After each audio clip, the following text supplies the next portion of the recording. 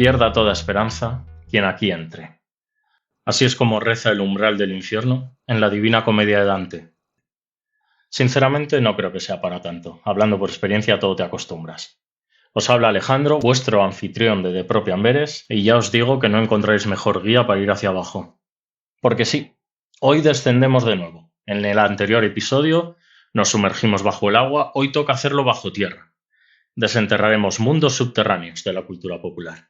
Visitaremos túneles, cuevas, búnkers, cloacas, refugios y tumbas. Porque bajo nuestros pies hay un submundo oculto entre la historia y el mito. Porque sí, hay algo que nos aterroriza de meternos bajo tierra. Pero a la vez, algo nos atrae a seguir explorando. Como niños en la playa que cavan un pozo, algo nos llama. Y hoy responderemos esa llamada, con una mezcla de historia, mitología, cultura pop y un poco de paranoia arqueológica. Y esta será la parte más seria del programa. Del resto, no me hago responsable de las opiniones que aquí hoy se viertan. A mí me da igual, yo estoy aquí, yo estoy de pie y estoy hablando y no estoy borracho, por lo que no podéis denunciarme. Bueno, y hoy para descender a lo más profundo de la tierra y de la mente, me rodeo de nuevo con dos voces que ya conocéis de anteriores episodios. Empezamos con las profundidades del agua, pues hoy en bajo tierra me vuelvo a rodear de las voces de Laura 1. ¡Holi! Y de Miguel. Hombre, buenas tardes, tenga usted. Bueno, ¿qué os parece? De nuevo por aquí, tan pronto. Yo honrada, muy honrada. Bien hallada, sobre incluso. Todo, bien halladísima. Y Miguel, nunca me he hallado tan bien como ahora mismo. Y Miguel, tú que sabes que es descender, tocar fondo, ¿qué esperas encontrar? Un fondo aún más profundo en el fondo. Eso siempre es la posibilidad de bajar más, siempre está ahí. En el sótano de tu fracaso siempre hay una planta más. Siempre se puede uno superar por abajo, eso me gusta. Eso es. Me gusta ese reto. Intentemos ir por ahí. Eso es. Miguel que escala va a escalar, pero para abajo. Que es más complicado, también te digo. O sea, eso tiene más mérito, escalar hacia abajo que escalar hacia arriba. De la escalada lo que más me motiva es que no se compite contra nadie, eres tú y la pared, y no hay nada más. Pues, ¿De qué huyes? ¿De qué huyes cuando escalas? Es como la gente que corre, me da como mal rollo ¿de qué corren? ¿Qué fantasmas les persiguen a esa gente que sale a correr?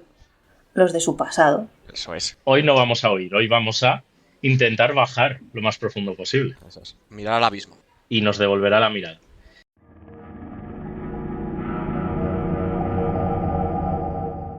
Pues ¿por dónde podemos empezar en este tema, en bajo tierra? Se empieza por abajo.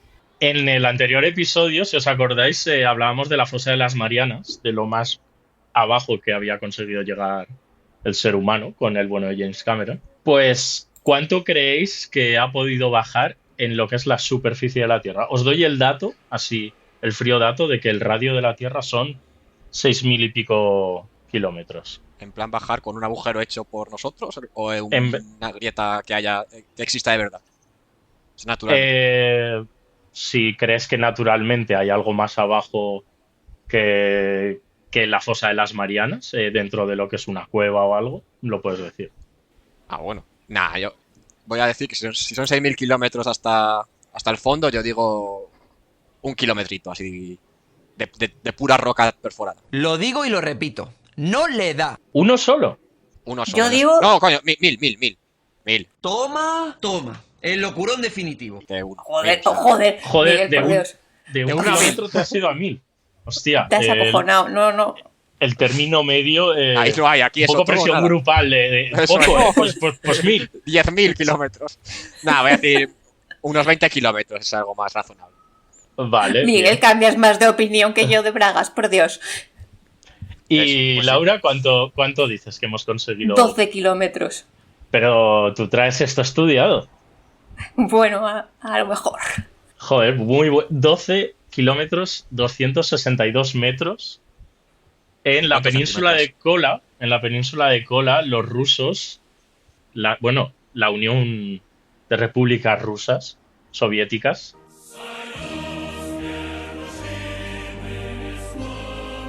consiguieron hacer un pozo de 12.000 metros. Eso es lo más profundo que se ha podido llegar en la Tierra, superando a la fosa de las Marianas. Y ese está, a día de hoy todavía, es el récord establecido. ¿Qué pasó en ese pozo?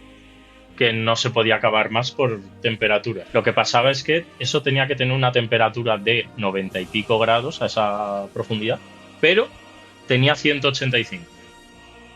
Entonces no se podía cavar más porque a esa profundidad, con esas temperaturas, la roca se comportaba como un líquido.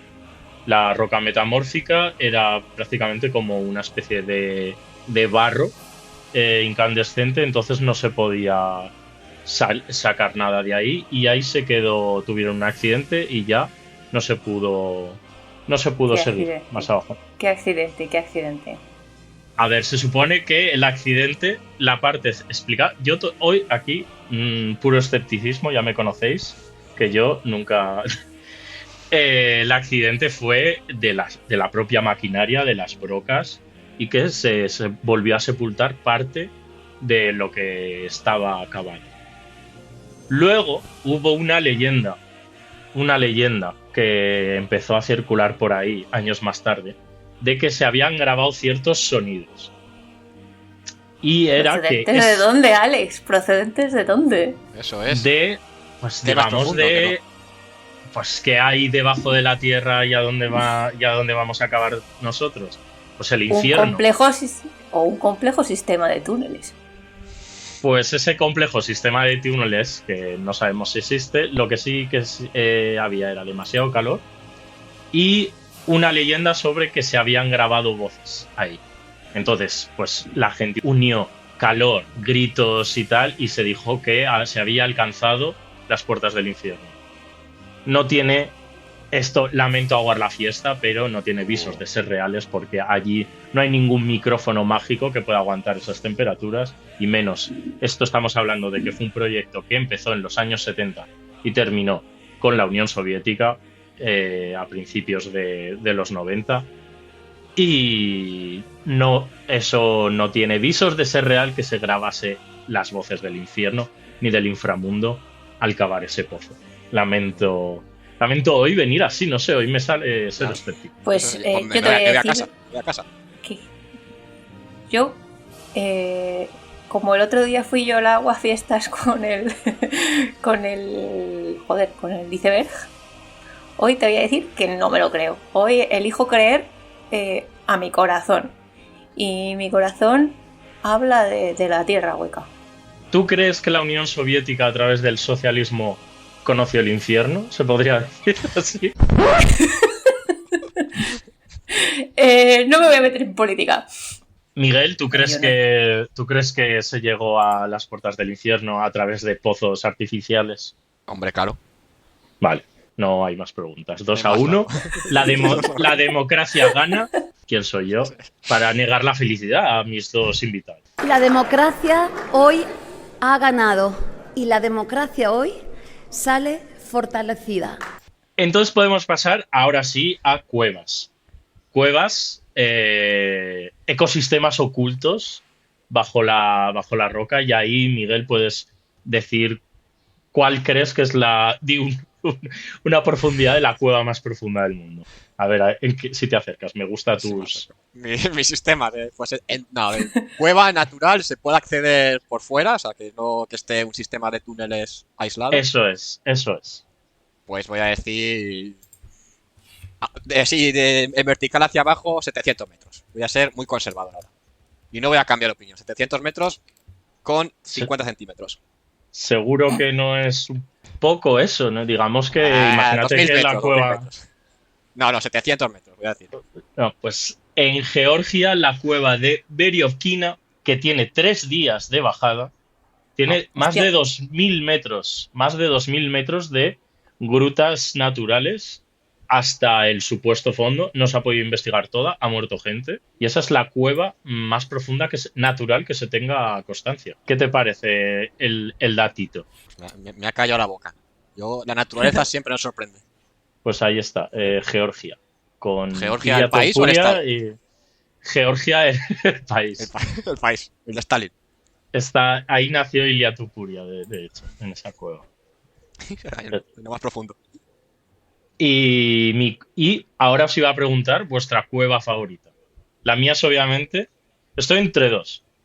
las cuevas de cristal de Molinos, aquí en Aragón, y la gruta de Son Doong en Vietnam. Esas dos, si veis fotos, bueno, entre esas dos me hallo. El Parque Nacional de esta cueva en Vietnam es uno de los más bonitos del mundo. Merece la pena visitar. Yo no he ido nunca, ni pienso, pero es Pero muy está ahí, ¿no? bonita.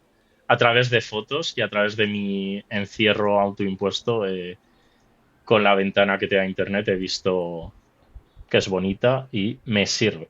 ¿Y vuestra? ¿Habéis estado en alguna cueva que os haya llamado la atención últimamente? Yo sí, Oh, mira.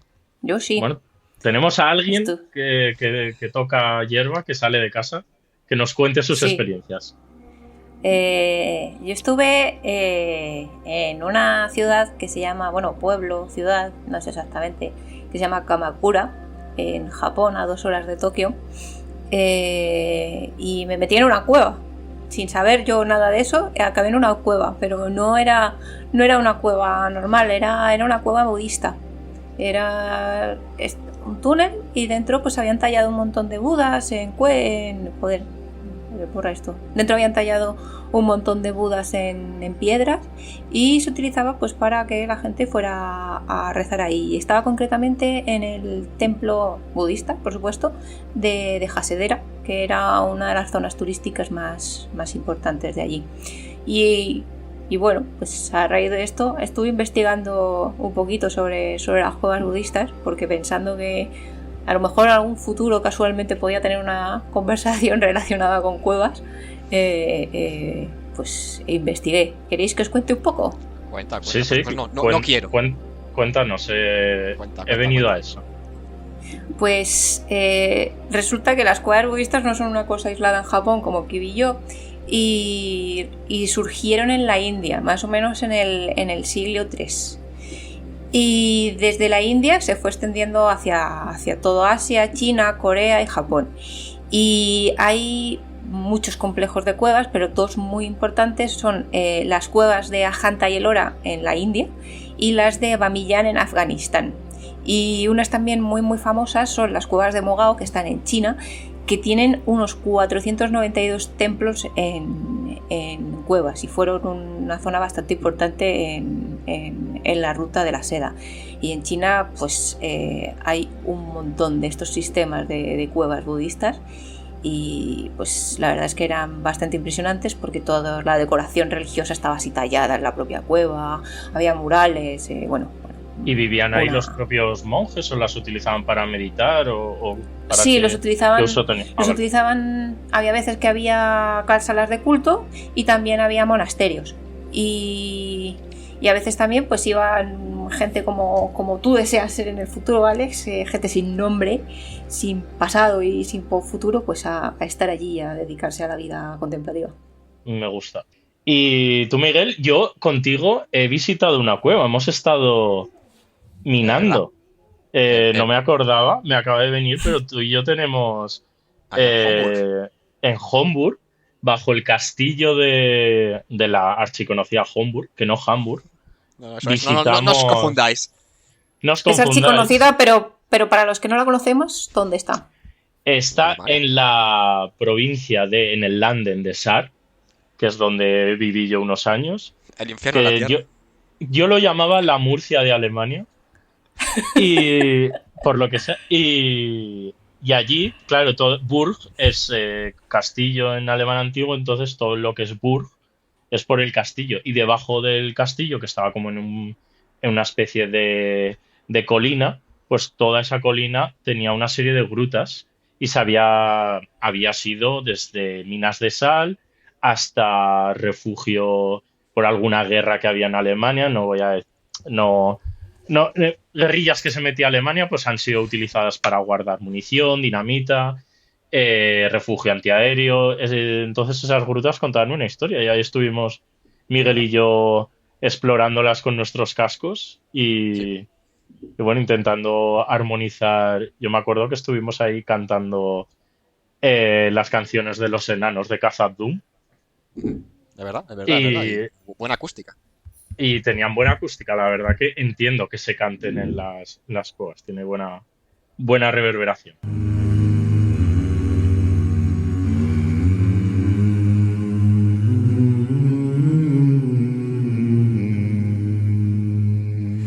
Sí. ¿Algo más Pues, sobre esto, Miguel? Aparte de esa la famosa cueva de Homburg, tengo dos. Una, bueno, la covacha de Santiuste, que está en mi pueblo, en Castillo de la Reina, en Burgos, que cueva no es básicamente un bujero en una roca, que está en unas necrópolis visigoda, pero bueno, que es parte de, digamos, mi pasado. Y luego también una que está por aquí en Austria, el Lurgrotte, que es la cueva o gruta más grande de Austria, está cerquita de Graz, ahí en el sur. Y eso es 25 kilómetros de cuevas, muy grande, tienen dentro pues que hacen a veces conciertillos y esas cosas, ¿no? Muy, muy bonito. Y fui ahí a visitarla haciendo doctorado en un viaje que hicimos. Y hacían pues lo típico de que te apagaban la luz y estabas en la absoluta oscuridad y no oías nada, no sé, ese tipo de experiencia que estuvo bastante guay. Pues curioso. Y por terminar con el tema de cuevas y por empezar a introducir lo que a nosotros ya nos gusta, algo de misterio, no sé si habéis oído hablar sobre la desaparición de el youtuber Kenny Beach. ¿No? No. Pues bueno, nos situamos en California en el año 2014, ¿vale? Y había un youtuber que se llama Kenny Beach que lo que se dedicaba era a grabarse explorando cuevas, explorando ciertas grutas, sobre todo por el área de Nevada. El desierto de Nevada también consta de... Ay, soy un perro, sí se oye. Sí, soy el perro. Sí, lo siento. Dame un segundo. Vale. Ya estoy, perdona.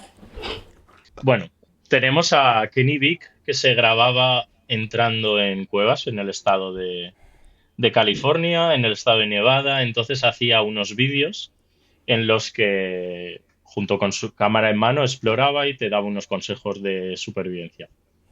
Tenía bastante experiencia, no es una persona que se aventurase de cualquier manera. Iba muy preparado, tenía años de experiencia y preparaba muy bien, digamos, la exploración antes de meterse. Su equipo, comprobaba el equipo, víveres, etcétera. Lo que pasó fue que un día entró a una cueva, contaba cómo no había... O sea, el vídeo en sí sigue en YouTube y hablaba sobre una cueva que la llamó la cueva M porque la entrada tenía una forma de letra M mayúscula y había entrado en esa cueva y había sentido algo que no le había pasado en ninguna otra cueva.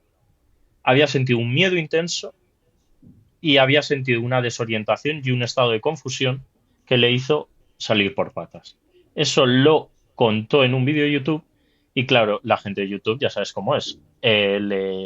Casi le echó un órdago a ¿por qué no vuelves? ¿Por qué no exploras más? ¿Qué pasaba con esa cueva? Que estaba peligrosamente cerca del Área 51, ahí en el estado de Nevada. Bueno. Entonces él dijo que volvería, pero que tenía cierto reparo en acercarse a esa cueva porque había como un campo electromagnético que hacía que su cuerpo, en sus palabras, comenzara a vibrar. El caso es que volvió por el reto, digamos, de los comentarios de YouTube y en esa tercera parte donde iba a grabar cómo entraba y salía de la cueva y qué había ahí, pero a día de hoy su cadáver nunca fue encontrado y no se supo qué pasó en esa exploración. Y aquí tenemos un misterio. Hay 3 teorías. Una es la de el suicidio, porque, y como hoy vengo escéptico, no la voy a descartar, luchaba con una fuerte depresión, su novia había dicho, y es la que defiende más esta teoría, porque ese día no había llevado la cámara o porque no había preparado como otras veces esa exploración y parecía que no tenía intención de volver y que borró su rastro si no hubiese sido encontrado. Y que como llevaba tanto tiempo con la depresión y él había declarado en varias ocasiones que si lo llegaba a hacer jamás encontrarían su cuerpo, y era una persona que conocía bien el terreno, pues sí se quería suicidar y desaparecer para siempre, él era capaz de hacerlo. La segunda, un accidente. Se metió en una cueva, tuvo un accidente, se esnucó y ya no coge el teléfono. Tercera, y la que la gente en YouTube es más dada a creer, es que se acercó demasiado a donde no debía, estaba demasiado cerca del Área 51, podía ser una de las entradas secretas a esa base americana que todavía no se sabe muy bien qué tecnología puede llegar a tener, se acercase demasiado a área restringida y fuese borrado del mapa. Esas son las 3 teorías. Yo tengo una favorita, pero A ver. bueno, No la vas a decir, ¿no? Que alguien No. que la adivine la gente. que la diera la gente. Poned en comentarios qué pasó con el bueno de Kenny Beach en la cueva M. Yo quiero hablar de otra cueva. Vale. Yo quiero Dale. hablar de la cueva T. La T mayúscula soy. Porque dijeron, ¿qué quieres? ¿T minúscula, T mayúscula? Digo, ¿me preguntas? Ah, En vez de la no, cueva M, la cueva T. no la conocía. ¿No la conocías? ¿Estás Pues- seguro? Ah, pues puede ser que sí, ahora me suene. ¿De qué puede ser? Sí. Yo creo que es mi cueva favorita. Por todo lo que entraña la cueva T, que es la cueva de los tallos. Ah, vale. Tallos La con- Sí, con vale, Y, vale. con Y. No con L. Vale. La cueva de los tallos está en Ecuador. Está concretamente en la provincia de Morona, Santiago. Y es una cueva que se sabe que se habitó hace de unos 48.000, 12.000 años, pues por la gente que viviera allí. Esto es lo que dice la historia oficial en el Paleolítico Superior, concretamente. Lo que pasa es que a partir del siglo XX pues se empezaron a escuchar cositas curiosas. Y todo esto tiene que ver porque llegó un misionero que se llamaba Carlos Crespi, que era italiano y era salesiano. Yo de niña iba a las salesianas, así un dato chungo que os doy, y ya veis que me toca de primera mano. Este señor se fue de misión allí a Ecuador y llegó más o menos por la zona donde estaba esta cueva, de la cueva de los tallos, y empezó a tener contacto con la tribu que vivía allí, que son los indígenas Shuar. Y se llevaron también con ellos, que le empezaron a hacer regalos que se supone que sacaban de la cueva esta gente, y eran placas de oro enormes, instrumentos de tamaño de gigantes, un montón de joyas, y todo se supone que salía de la cueva. Y pues estaba esta cosa, y hasta que tenía tanta cantidad de regalos que le habían traído a esta gente indígena, que tuvo que hacer un museo de toda la mierda que le traían. Algunas eran reales, otras no, de gente que se aprovechaba, digamos, de su bondad para dárselo, y que el hombre pues se tirara al rollo con ellos y todo eso. Y hasta que llegó a tener tal cantidad que fundó un museo, y el museo, misteriosamente se quemó.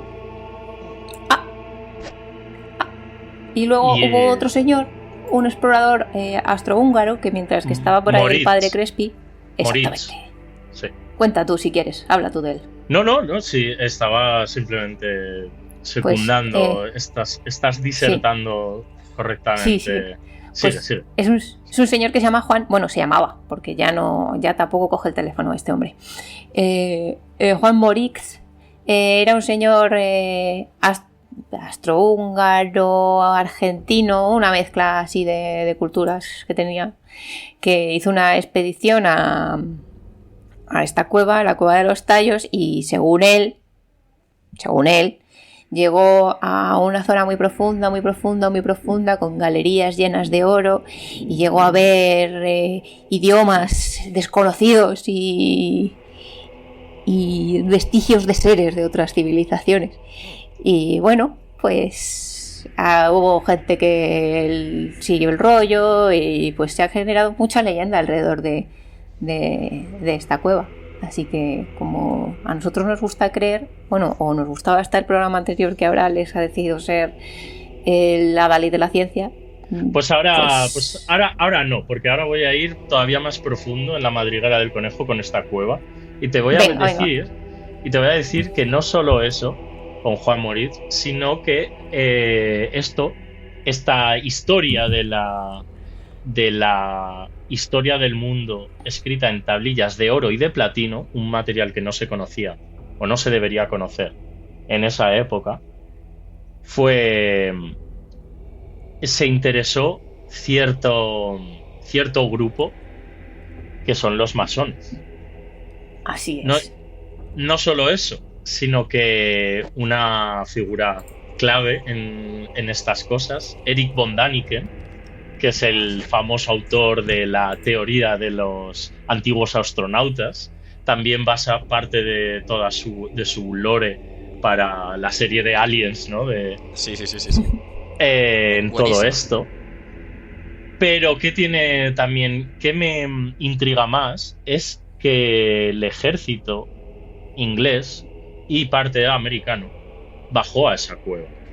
Y en una expedición organizada en 1976. ¿Y quién bajó? Y a esto lo hace todavía más interesante y que esta cueva no es... ¿Quién fue? Neil Armstrong bajó. Alguien que había estado arriba del todo ahora se va a las profundidades. ¡Wow! Una de las personas más importantes en ese momento en el Deep State americano, la primera persona en pisar la luna y una voz reconocida dentro de la exploración, fue uno de los que bajó a la cueva de los Tallos. Y casualmente, después de esa exploración, se dejó de hacer exploraciones y no hubo ningún tipo de hallazgo. Por lo que sea, y cuando los ingleses están metidos en hallazgos arqueológicos, tienden a desaparecer. Por lo que sea. Y bueno, y de Neil Armstrong, si lees el nombre al revés, se llama Knort Mr. Alien. ¡Qué la casualidad! Ahí hay algo. Hostia, esa no la sabía. Pues eso está ahí. ¿Hasta dónde llega la madriguera del conejo? Sale Bueno, por luego el otro lado. luego se hicieron también expediciones de 2006 y 2009 y todo eso, pero eran más... ¿Pero qué se encontró ahí? ¿Qué se encontró? Pues nada, No se pajaritos encontró y animalitos. nada. Una cueva que se supone, según el padre salesiano, Figuras de animales. que estaba lleno de tesoros inimaginables. De repente estaba todo en su cabeza y no se encontró nada. El tesoro eran los amigos que hizo en el camino. El tesoro eran los amigos que íbamos haciendo en el descenso. Eso es. Neil Armstrong. No, pero sí que estaba leyendo ahora, perdona que os interrumpa, que en las expediciones estas de 2006 y 2009 hay un señor que se llamaba Alex Chionetti, Sí. que descubrió así algunas figuras raras y alguna plaquita de oro más, destacando concretamente una cosa que se llama la piedra angular, que se supone que es un detalle arquitectónico que probaría que partes de la estructura han sido construidas o adaptadas al paisaje en un entorno natural de cuevas. Hasta ahí puedo leer. Datos no concluyentes, de nuevo, sobre civilización anterior a las terrestres que compartieron su conocimiento, y toda esa historia se perdió o nos la borraron. ¿Tú qué opinas, Miguel? Que nos la borraron. Ahí había de todo. Había aliens, había reptilianos, había atlantes también, algunos que le pilló fuera de Erasmus. De Erasmus, que estaba ahí de visita. ¿Y por qué crees que tanto en esa ciudad roban o hacen desaparecer esas tablillas y en otros sitios, como veremos más adelante? También lo primero a lo que van es a por la primera historia escrita que tenemos. Porque si hay algo que los poderosos temen más que el caos, es que recordemos quiénes fuimos antes.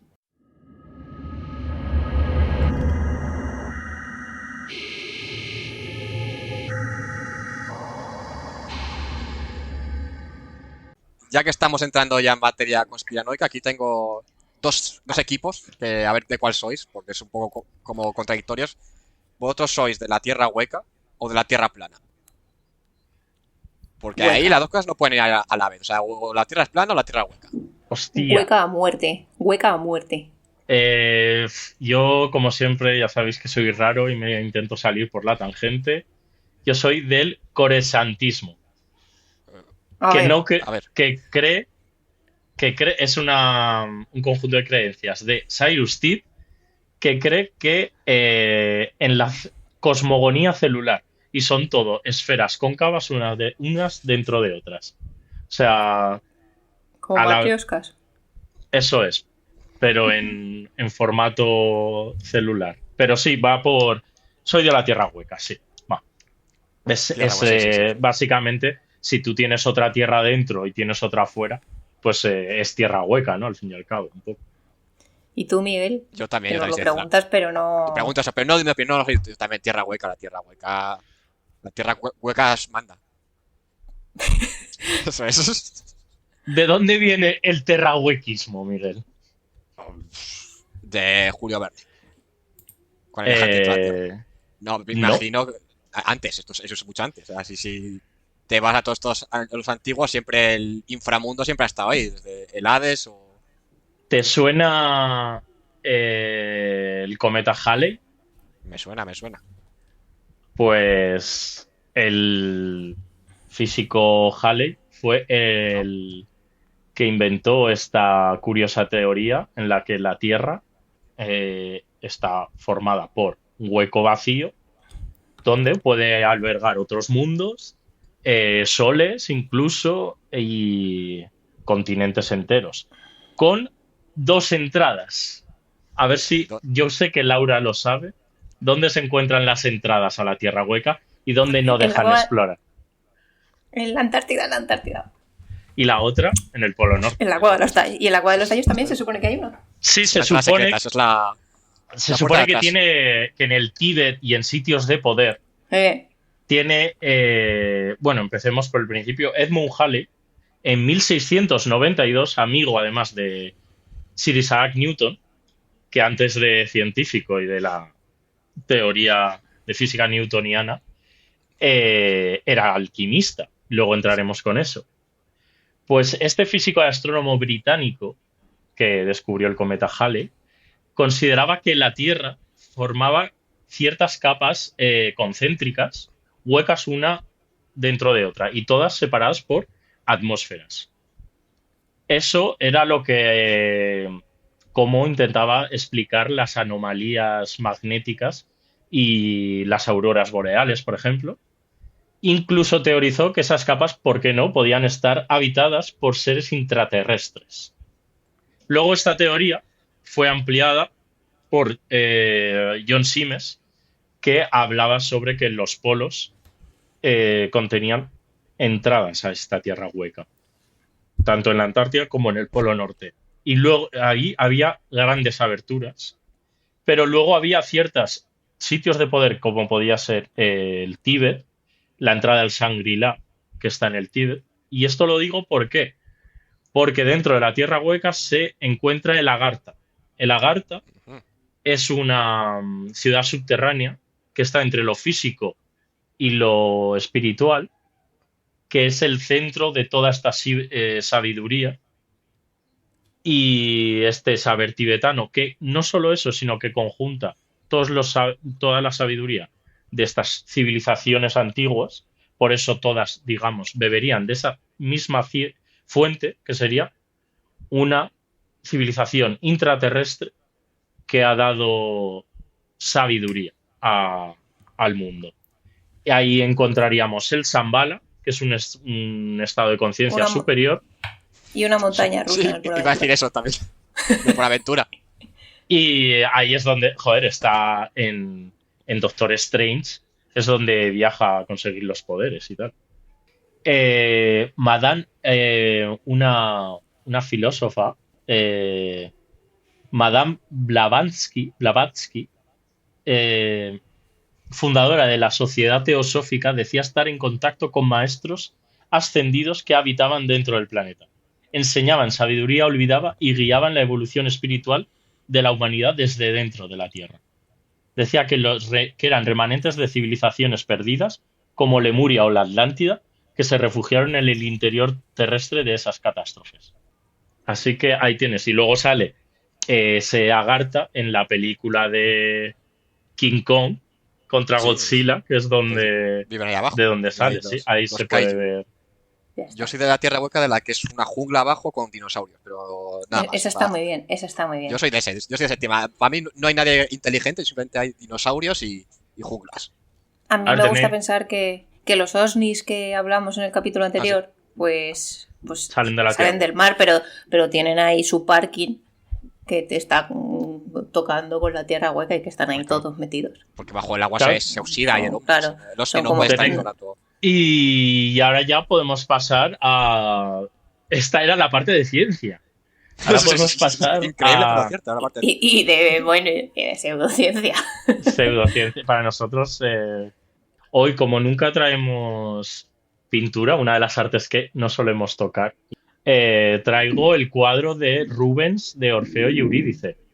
La leyenda de Orfeo y Eurídice. ¿La conocéis? Sí. Pero refrescala para los que no lo saben.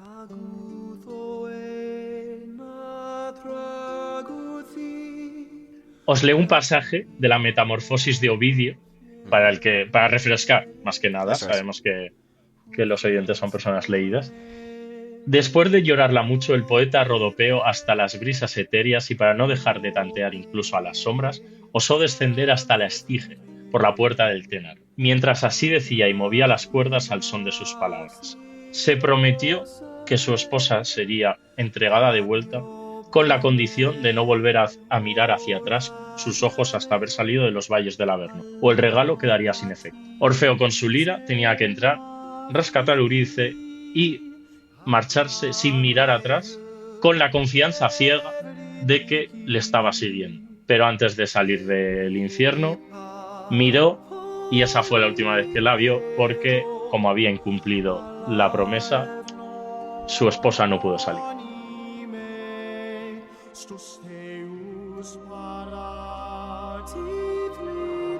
Y esa es la triste historia de Orfeo y Eurídice plasmada en este cuadro de Rubens que podemos contemplar en el Museo del Prado. Eso es. Pues hablando de cuadros y de Museo del Prado, pues otro también mi favorito, que es el tríptico Las Delicias del Bosco, que habla del ¿Es verdad? paraíso y el infierno. Pues eso tiene la parte de que es el infierno ahí subterráneo, que es, yo diría, mi cuadro favorito, y eso también en el Prado. Así que si estáis por Madrid, pues es una visita. Para atender este podcast tienes que ser culto, tienes que ir a museos. Aquí se banca el conocimiento. Es que haber leído tantos libros te da una cultura general bestial, tío. Yo ya, habiéndome leído unos cuantos artículos y viendo unos cuantos vídeos y terminándome un libro, ya me siento con una cantidad de conocimiento que rebosa por mi cerebro. Y Bueno. bueno, ya que estamos hablando del infierno, pues podemos pasar a películas. Y pues una película así muy... ¿Qué nos traes, Miguel, sobre películas del infierno? A ti que te gusta Pues- el cine de autor. El cine de autor así georgiano en blanco y negro con subtítulos en el tailandés. No. Pues traigo varias pelis, pero bueno, la primera del infierno es una que creo que tú, Alex, has visto, así que podemos comentarla porque a mí me empezó gustando mucho, pero luego se me desinfló en la segunda mitad, que es As Above, So Below, o creo que en español se tradujo como Así en la tierra como en el infierno, pero bueno.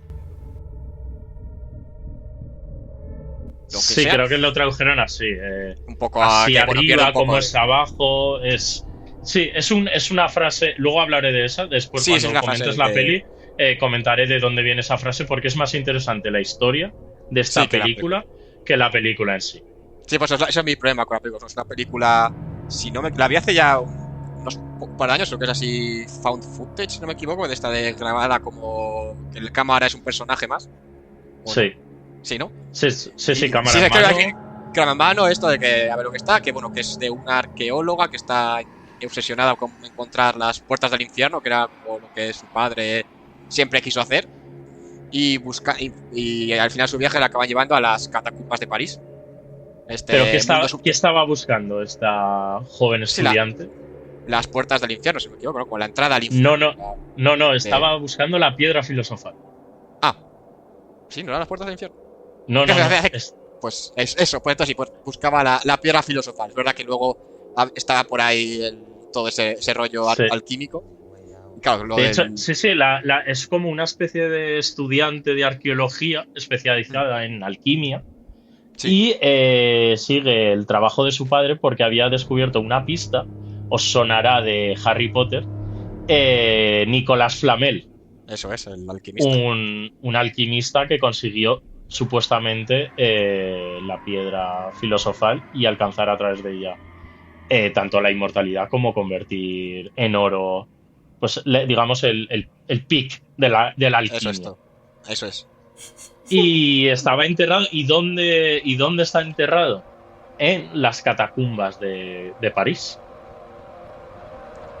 Eso es. Entonces va a las catacumbas y bueno, acaba encontrando una serie de túneles y llega uno que habla de que de lo que ha dicho Alex en la intro, abandonar toda la esperanza, el que entre a partir de aquí, porque esto es el infierno. Parafraseando porque no me acuerdo de lo que ha dicho.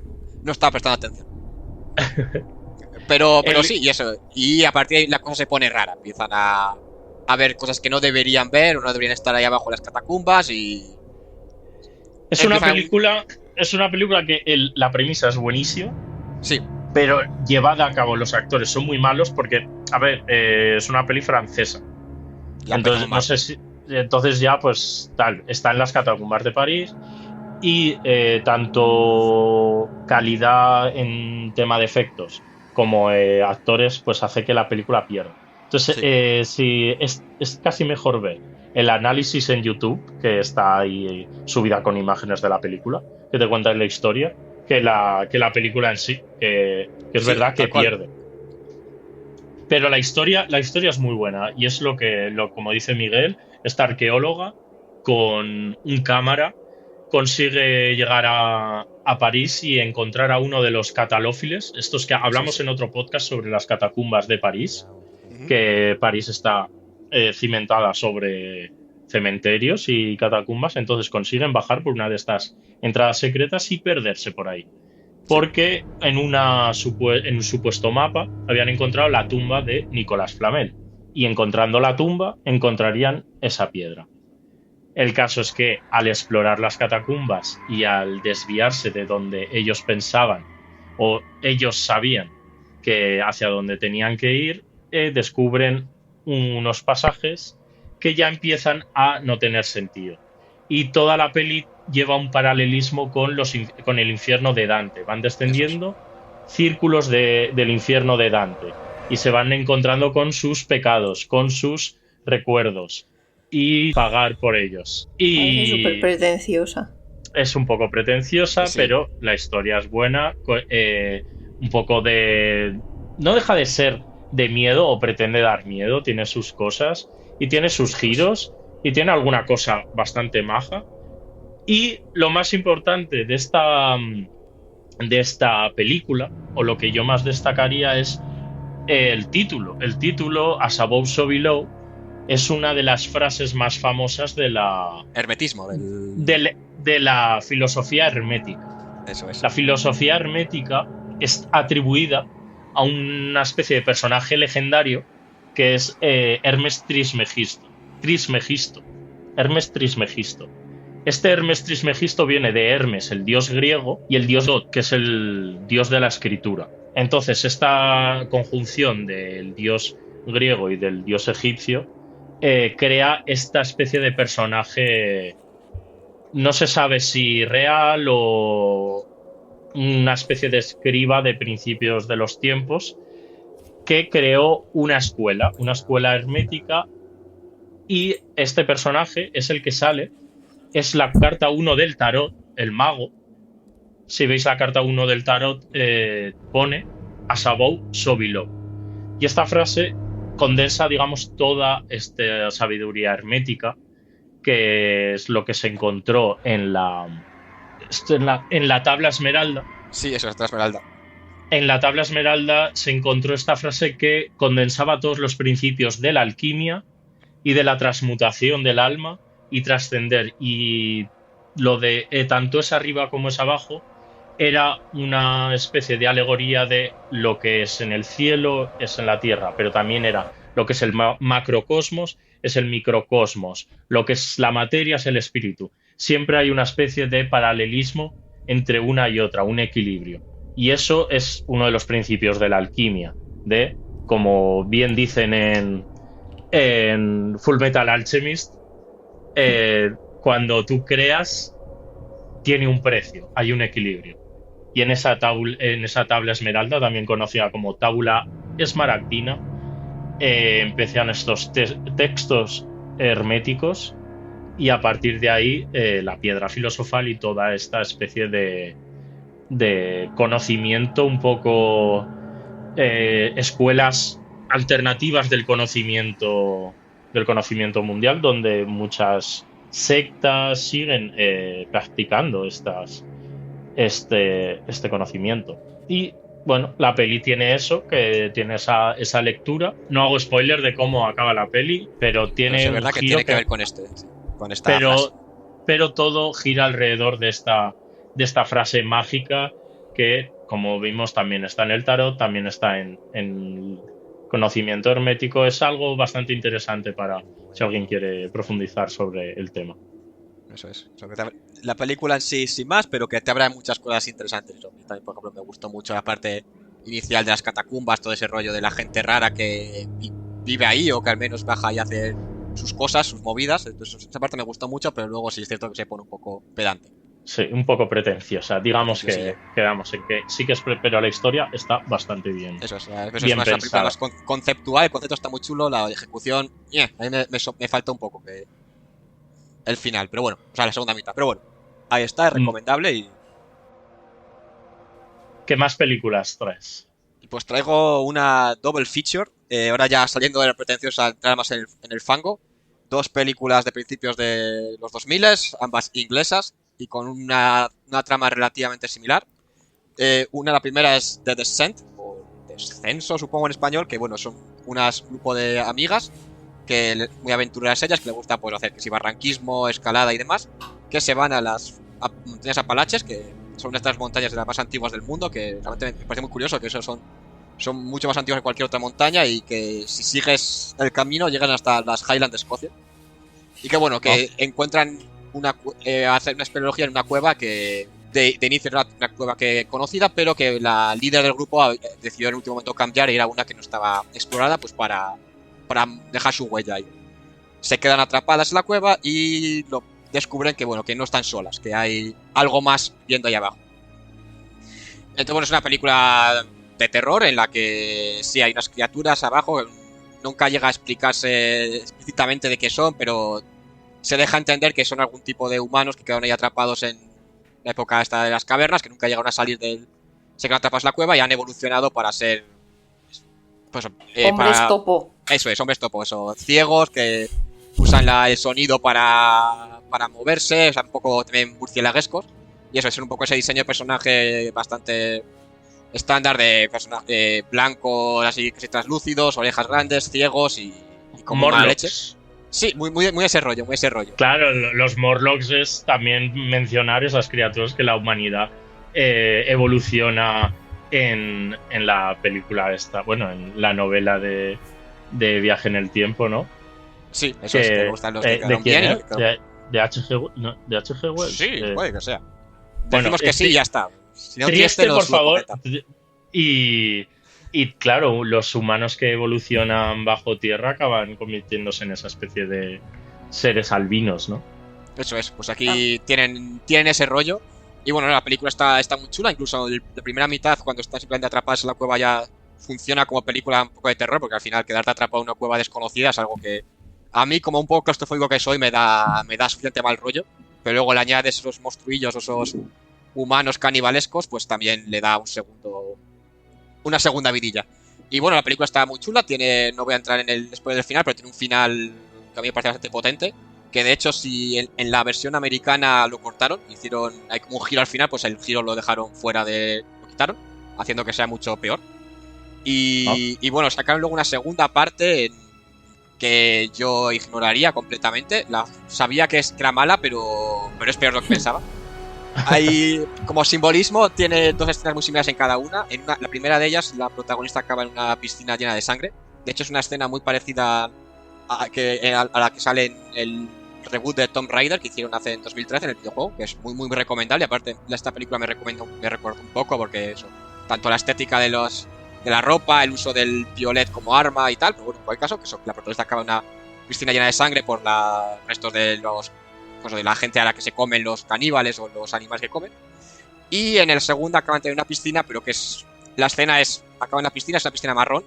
Hay tropezones, una de los personajes que cae dice ¿qué es esto? Y aparece uno de los caníbales por encima, pone el culo en pompa y suelta un mojón, que eso es un simbolismo de que la película es un tremendo mierdolo de eso. Ignoradla. Hostia. No hace falta verla. Valiente el director, ¿no? Diciendo... Sí, joder, hasta aquí. Vamos, hasta aquí ¿por estamos. qué no? ¿Lo quieres en una palabra o en 2? En una, mierda. ¿Lo quieres en 2? Puta mierda. Eso es. Y luego la segunda parte de esta double feature, esta sesión doble, sería otra película británica también del 2000, creo que una es de 2004, antes de 2005, se llama Creep. Esta, no confundir, la otra se llama Creep, que es más moderna, de un tipo raro, también es una found footage. Esta es found footage, esta es británica, del 2004, que es una chica que se queda atrapada en el metro de Londres. Se queda dormida y pierde el último metro y se queda ahí atrapada. Y hay algo que sale de entre los túneles y empieza a perseguirla. Yo esta la vi en su momento, bueno, no entera, pero casi como un sueño febril, hasta que lo ves por la noche a las 1 de la mañana en la tele, en estos canales raros, yo que sé, que ves medio sobao y no lo recuerdo del todo. De hecho, pensaba que lo que le perseguía era más parecido a la gente de Descent, o más parecido a un monstruo o más. Pero no, es más un slasher, es más el tipo las colinas tienen ojos o incluso sí. Jason de persona que deforme y que le falta una patica para el kilo o un golpe de horno en la cabeza. Y bueno, aún así es el personaje también tiene el mismo rollo, así alto, muy delgado, casi translúcido de piel, que se dedica a imitar el comportamiento humano sin entenderlo, pero eso es muy, muy, muy... A mí me gustó mucho eso y el rollo de hacerlo en el metro de Londres, que no sé si la gente que ya está ahí es un metro muy especialmente siniestro. No sé si alguno de vosotros habéis estado en Londres, pero eso, el metro es especialmente... Sí, pues esa me ha llamado más. Esta me ha gustado Me ha gustado y eso, está chula, es una película de 1:20, que es como tienen que ser las películas, cortita, al pie, sin ningún tipo de trama especialmente profunda. Un tipo raro persiguiendo gente y matándola, o sea... Sin pretensiones. Sin pretensiones alguna. Y sin que te caguen en la cara. No es por disculpar, o sea, no es por disculpar al director del anterior, pero estaba pensando... Y aparte de ese gusto escatológico, quizá lo que estaba intentando emular, y esto es cierto, que en el infierno se supone que hay pozos de excrementos hirviendo. Pues según el Talmud, el falso profeta Jesucristo está en un pozo de excremento hirviendo. Y esto es literal lo que pone en el libro judío.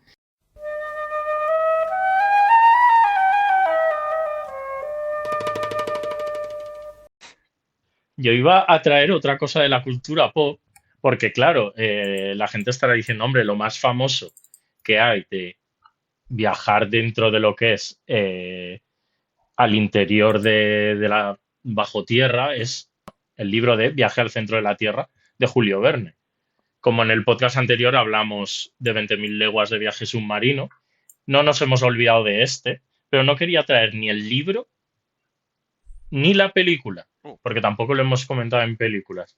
Quería comentar una cosa que cuando era pequeño, hace mucho tiempo, se escuchaba el transistor, la radio, no en forma de podcast, sino que tenías que esperar a que el programa se pusiese, o sea, esperar a la hora y escucharlo ahí. Vas a quedar de viejo de verdad, ¿eh? Va a ser que Miguel tiene razón y todo. Venían los juglares al pueblo. Hacían audiolibros, pero audiolibros, no sé cómo se llama, es un audiolibro, pero actuado. Yo creo que tiene... Ficción sonora es el nombre, ficción sonora. Entonces, leían Viaje al centro de la Tierra, pero actuaban como los personajes dentro de la novela de Julio Verne. me encantó porque era una historia que entonces no había leído el libro, luego más adelante sí que leí el libro, vi la película, que está muy bien con el bueno de Brendan Fraser, ¿no? Pero la ficción sonora de Historias de Radio Nacional de España con Juan José Plans. Un programa escrito y dirigido por Juan José Plans. Esta noche, viaje al centro de la Tierra. Esto ya hay que ser muy mayor para pillar esa referencia. Ficcionaban muy bien lo que es el libro de Julio Verne y lo escuché muy de pequeño y como libro de aventuras y película de aventuras es que funciona muy bien. Este investigador con su sobrino, el profesor Otto Lindenbrock, con su sobrino Axel, en esto seguían los pasos de un alquimista islandés llamado Arne Sagnussen, donde habían encontrado un manuscrito que decía que se podía llegar a este centro de la Tierra, que era un sitio real. Empiezan el viaje en un país que yo sé que has estado y quizás has visitado el sitio. Empiezan el viaje en Islandia, en un volcán, en el cráter de un volcán cerca de Reykjavik, que no voy a pronunciar. Bueno, cerca de Reykjavik, sí, está de hecho en la península de Snæfell y lo visité. Lo que pasa es que ese día no lo pude ver entero porque había un nieblón tremendo y la carretera era una F-Road, que por si no sabéis lo que es, son carreteras que solo pueden utilizar los todoterrenos allí, porque allí en Islandia el asfaltar es una opción. Pues que sepas que ahí podías haber emprendido un viaje hacia el centro de la Tierra. Lo sabía porque me lo dijiste en su día. Me dijiste, métete en el volcán y me cuentas a ver si está la Tierra hueca. Y no pude, porque no tenía un todoterreno. Lo siento por decepcionarte. Una traición más a mi espalda, pero bueno. El caso es que encuentran ese camino, encuentran un mar interior, encuentran dinosaurios, especies antiguas, incluso un gigante. Qué Luego envidia, hablaremos sobre... Sí. Dinosaurios. O sea, eso lo está diciendo, que ese dinosaurio me gusta. Por eso. Hay dinosaurios, hay gigantes, hay... en realidad, pues tampoco hay mucho más. Eso... ¿Te parece Eso poco? Mucho me parece que haya. Un mar interior con bichos del Pleistoceno. Bueno, y eso traía a recomendar esa ficción sonora con Viaje al centro de la Tierra. Todo un clásico. Y como parece que nos falta tiempo y energía, nos ha pillado en mitad del descenso, tendremos que descender en 2 jornadas. Así que aprovecharemos este descanso para pedir a la gente que se suscriba, que nos comente, que nos añade en las redes sociales y nos acompañe para esa posible segunda parte. Si no, nos quedamos atrapados aquí. Estoy perdido a una inconmensurable profundidad. 30 leguas de corteza terrestre gravitan sobre mis espaldas. Me siento aplastado. Oh, tío, él también estará buscándome. Tengo víveres para 3 días. Mi cantimplora está llena de agua. ¿Y qué hago? ¿Descender o subir?